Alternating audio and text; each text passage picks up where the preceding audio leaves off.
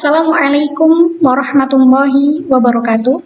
Perkenalkan, kami dari kelompok 3 yang beranggotakan Muhammad Hilmi, NIM 201011056, dan saya, Naili Fauziah, NIM 201011057. Dalam kesempatan kali ini, kami akan mempresentasikan tugas mata kuliah Bahsul Kutub, yaitu menjelaskan tentang hadis Bukhari nomor 5937, yaitu hadis tentang tidak menunda-nunda. Manusia tidak lepas dari aktivitas yang berkaitan dengan waktu. Dewasa ini banyak yang menyepelekan waktu, bahkan menyia-nyiakan waktu, hingga ketidakdisiplinan sudah menjadi hal yang biasa. Menyia-nyiakan waktu merupakan suatu hal yang tidak baik karena akan menimbulkan kerugian. Bagi seorang muslim, janganlah sampai tergolong orang yang lalai karena sering menunda-nunda waktu, lebih-lebih mengenai suatu hal baik dan suatu hal yang penting. Manusia di dunia hanya sementara. Untuk itu, manfaatkanlah waktu sebaik mungkin dan jangan menunda-nunda pekerjaan. Berikut ini penulis mencoba untuk menganalisis hadis yang berkaitan dengan tidak menunda-nunda. Penulis mengutip dari hadis Bukhari nomor 5937. Pembahasan yang pertama mengenai kritik sanad. Hadis Bukhari nomor 5937. Haddasana Ali bin Abdillah, haddasana Muhammad bin Abdurrahman, Abu Al-Mundiri At-Tufawiyu, an Sulaiman Al-Armashi. Qala haddatsani Mujahidun an Abdillah ibni Umar radhiyallahu anhuma. Qala akhadha Rasulullah sallallahu alaihi wasallam bimankini faqala kun fid dunya ka'annaka gharidun aw abirun sabilin aw kana ibnu Umar yaqulu idza amsayta fala tangtadir as-subaha wa idza asbahta fala tangtadir al-masa'a wa khudh min sihhatika lima radika wa min hayatika limautika. Yang artinya telah menceritakan kepada kami Ali bin Abdullah, telah menceritakan kepada kami Muhammad bin Abdurrahman, Abu Al-Mundir At-Tufaw dari Sulaiman Al-Armashi, dia berkata, telah menceritakan kepadaku Mujahid dari Abdullah bin Umar radhiyallahu anhuma. Dia berkata, Rasulullah Shallallahu alaihi wasallam pernah memegang pundakku dan bersabda, jadilah kamu di dunia ini seakan-akan orang asing atau seorang pengembara. Ibnu Umar juga berkata, bila kamu berada di sore hari, maka janganlah kamu menggunakan datangnya waktu pagi. Bila kamu berada di pagi hari, maka janganlah kamu menunggu waktu sore. Pergunakanlah waktu sehatmu sebelum sakitmu dan hidupmu sebelum matimu. Dari hadis di atas, terdapat urutan-urutan rawi sebagai berikut. Abdullah bin Umar Al-Khattab bin Nufail dari kalangan sahabat. Kemudian Mujahid bin Jabar dari kalangan tabi'in, kalangan pertemahan. Kemudian Sulaiman bin Mihran dari tabi'in, kalangan biasa. Kemudian Muhammad bin Abdurrahman dari kalangan tabi'in yang tidak jumpa sahabat. Kemudian Ali bin Abdullah bin Ja'far bin Najih dari kalangan tabi'ul atsba, kalangan tua. Ada beberapa pendapat tentang hadis Bukhari nomor 5937, salah satunya adalah jumhur ulama yang mengatakan hukum hadis tersebut adalah sahih dikarenakan diriwayatkan oleh Imam Bukhari dan ada hadis yang berhubungan dengan hal tersebut. Pembahasan yang kedua mengenai kritik eidetis. Yang pertama, ada kajian linguistik. Adalah kajian dengan prosedur-prosedur gramatikal bahasa Arab. Kajian seperti ini sangat diperlukan karena setiap teks hadis harus ditafsirkan dalam bahasa aslinya, yaitu bahasa Arab. Di dalam fan atau cabang ilmu balaghah, di situ tertera adanya ilmu ma'ani. Ilmu ma'ani adalah dasar-dasar dan kaidah-kaidah yang menjelaskan pola kalimat berbahasa Arab agar dapat disesuaikan dengan kondisi dan tujuan yang dikehendaki penutur. Adapun objek kajian ilmu ma'ani salah satunya yakni kalam khobar. Dilihat dari sisi susunan gramatikalnya, kalam khobar dibagi dalam dua bentuk. Yang pertama, al-jumlah al-fi'liyah menunjukkan suatu pekerjaan yang temporal dengan 3 keterangan waktu, sekarang, yang telah berlalu, dan yang akan datang. Jumlah fi'liyah intinya bentuk kalimatnya berupa fi'il atau musnad dan atau musnad ilaih dan fa'il atau musnad. Contoh di dalam hadis yang ada seperti haddatsana Ali bin Abdullah, haddatsana Muhammad bin Abdurrahman, qala akhadha Rasulullah sallallahu alaihi wasallam bimankini. Qala haddatsani Mujahidun an Abdillah bin Umar radhiyallahu anhu. Dan yang kedua, al-jumlah al-ismiyah. Biasanya untuk menentukan ketetapan sifat kepada yang disifati dan untuk menyatakan kebenaran umum. Jumlah ismiyah intinya bentuk kalimat berupa mubtada atau musnad ilaih dan khobar atau musnad. Gharibun, di situ menjadi khobar atau musnad dari lafaz inna yang dinamakan inna sendiri mempunyai amal tersendiri karena perombak dari susunan mubtada khobar. Contoh di dalam hadis ka'annaka gharibun aw 'abirun sabilin. Kajian yang kedua adalah kajian tematis komprehensif. Di sini terdapat beberapa hadis. Yang pertama, hadis riwayat Tirmidzi nomor 2255. Haddatsana Mahmud bin Ghailana, haddatsana Abu Ahmad, haddatsana Sufyanu an Laisin an Mujahidin an Ibni Umar.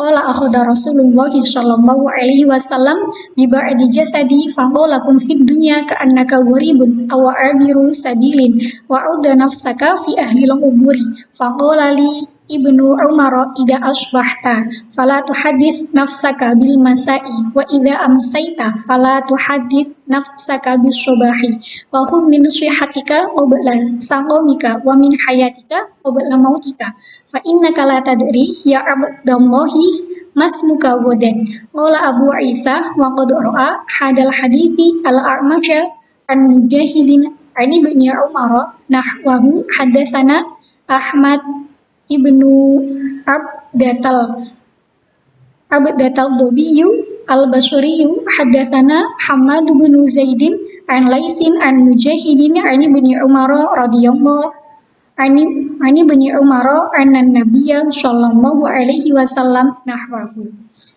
Hadis yang kedua, hadis riwayat Ibnu Majah nomor 4104. Yang ketiga, ada hadis riwayat Ahmad nomor 4534. Yang keempat, ada hadis riwayat Ahmad nomor 5881.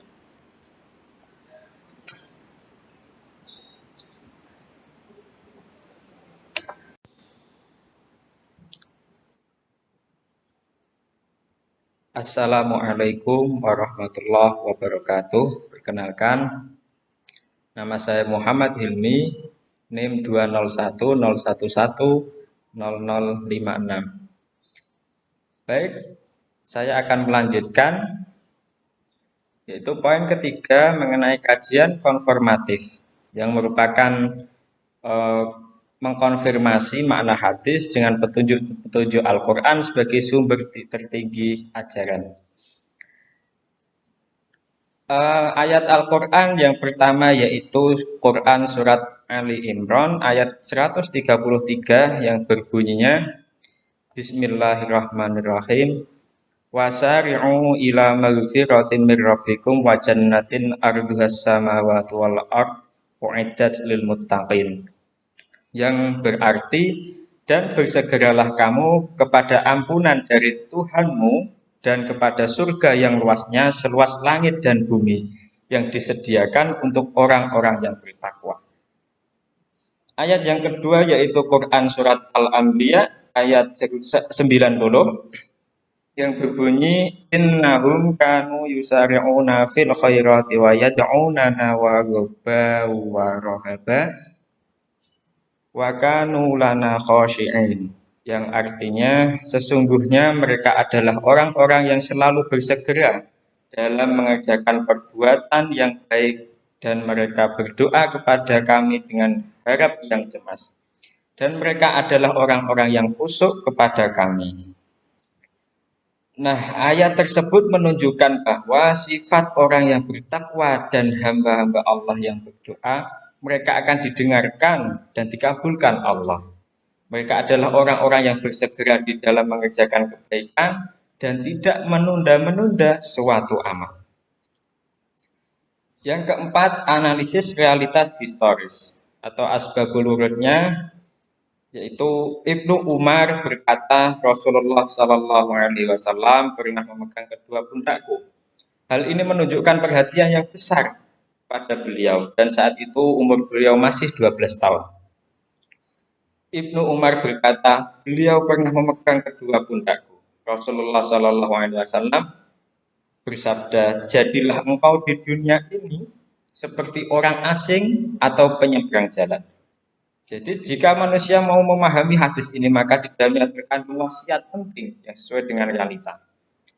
Sesungguhnya manusia memulai kehidupannya itu di surga. Nabi Adam itu di surga awal mulanya.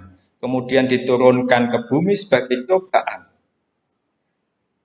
Maka manusia ialah seperti orang asing atau musafir dalam kehidupan. Jadi kedatangan manusia di dunia itu hanya seperti datangnya orang asing. Padahal sebenarnya tempat tinggal Adam dan orang yang mengikutinya dalam masalah keimanan, ketakwaan, tauhid, dan keikhlasan pada Allah adalah surga. Sesungguhnya Adam diusir itu sebagai cobaan dan balasan atas perbuatan maksiat yang dilakukan. Nah, jika direnungi hal ini, maka akan dapat disimpulkan bahwa seorang muslim yang hakiki akan senantiasa mengingatkan nafsunya dan mendidiknya dengan prinsip bahwa sesungguhnya tempat tinggal kita adalah surga, bukan di dunia ini. Dia berada pada tempat yang penuh cobaan di dunia ini. Dia hanya seorang asing dan musafir, sebagaimana yang disabdakan oleh Al-Mustafa Sallallahu Alaihi Wasallam. Yang selanjutnya, yang kelima, analisis generalisasi. Jadi sebagai seorang muslim wajib yang berhubungan dengan bertaubat itu wajib disegerakan dan segera mengerjakan amal-amal soleh sebelum ia tidak sanggup lagi, sebelum dihalangi oleh sakit, musibah, kiamat, dan sebelum nanti roh lepas dari raga kita. Yang ketika itu taubat tidak lagi diterima. Jika seorang telah dipisahkan dari amalnya, maka yang tersisa adalah kerugian. Ingin kembali kepada kondisi yang memungkinkan untuk beramal. Tetapi itu hanya angan-angan dan tidak bisa diperbuat lagi. Berusahalah dengan sungguh-sungguh setelah mengikhlaskan niat karena Allah untuk menggunakan waktu dalam hal yang bermanfaat seperti beribadah kepada Allah, berzikir, mengaji, membaca Al-Quran, dan tafsirnya. Pentingnya waktu dalam menuntut ilmu. Jadi janganlah menyia-nyiakan waktu pada sesuatu yang membahayakan atau hal-hal yang tidak bermanfaat. Sebab hari-hari itu adalah kehidupan kita. Apabila satu hari saja berlalu, hilanglah sebagian dari kehidupan kita. Maka bersungguh-sungguhlah dalam mengatur waktu dan menggunakannya dengan hal-hal yang bermanfaat. Seorang mukmin seharusnya wajib menggunakan waktunya untuk berbagai perkara yang bermanfaat karena umur atau waktu itu nanti akan dipertanggungjawabkan di hadapan Allah nanti. Apakah waktu itu digunakan untuk apa? Begitu pula dengan ilmunya.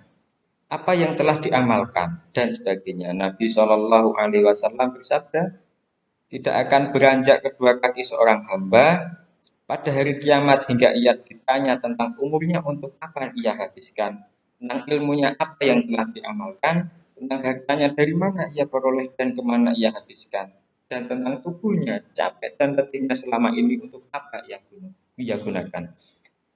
Allah Subhanahu wa taala berfirman dalam surat Al-Asr, Bismillahirrahmanirrahim. Wal asri innal insana lafi khusrin illal ladzina amanu wa amilus solihati wa tawassaw bil haqqi wa tawassaw bis sabr. Ialah tentang orang yang akan merugi kecuali orang-orang yang beramal soleh dan saling mengingatkan dalam kebaikan. Yang selanjutnya adalah kritik praksis. Rasulullah berpesan agar bersikap di dunia bagaikan orang asing atau pengembara. Yang dimaksud adalah bersikap seakan-akan di dunia ini hanya tempat yang kita lewati saja. Untuk sekejap saja. Karena orang asing atau pengembara tidak akan memikirkan tempat yang ia lewati, karena hanya sebentar saja ia akan lewati. Oleh karena itu Rasul Shallallahu Alaihi Wasallam memerintahkan agar kita tidak terlalu terlena dengan dunia. Dunia itu hanya fana, hanya sebentar, beberapa saat saja. Dunia hanyalah tempat untuk memperbanyak amal agar mencapai tempat yang terbaik, yaitu di akhirat kelak. Karena akhirat adalah tempat abadi, tempat tinggal terakhir kita nanti. Andaikan saja semua orang yang memahami hakikat tujuan hidup yang sebenarnya, yang ingin dituju adalah tempat yang indah, tentu tidak akan suka berlama-lama. Pasti ingin selalu cepat untuk menggapainya. Kita semua terlahir untuk sebuah misi. Perjalanan suci yaitu menuju kebesaran dan kemurahan rahmatnya. Jika demikian, hakikat hidup di dalam dunia yang fana ini, manusia sesungguhnya tidak membutuhkan kemewah-mewahan.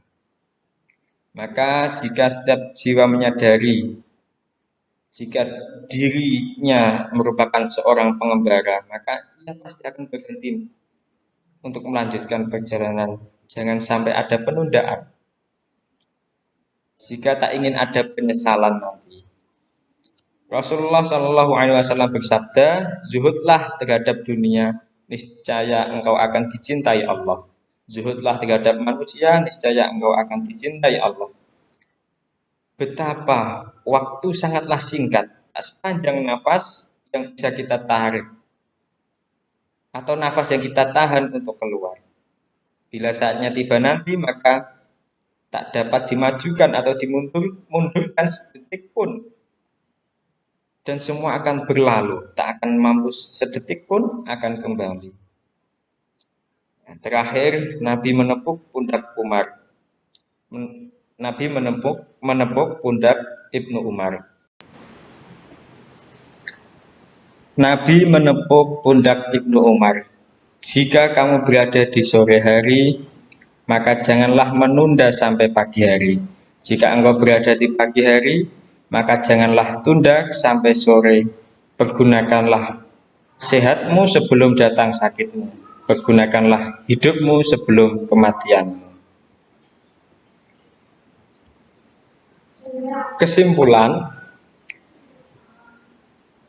salah satu hadis Nabi Muhammad yang memberi kita pengajaran antara lain adalah yang diriwayatkan oleh Imam Bukhari nomor 5937 yang mengajarkan kepada kita bahwa jangan mudah untuk menunda-nunda sesuatu pekerjaan. Karena waktu merupakan satu hal yang berharga. Dan agar tidak terlalu mementingkan urusan duniawi yang hanya fana, yang hanya sementara. Kita tidak tahu bagaimana hari esok akan terjadi. Hanyalah Allah yang Maha mengetahui apa yang terjadi esok.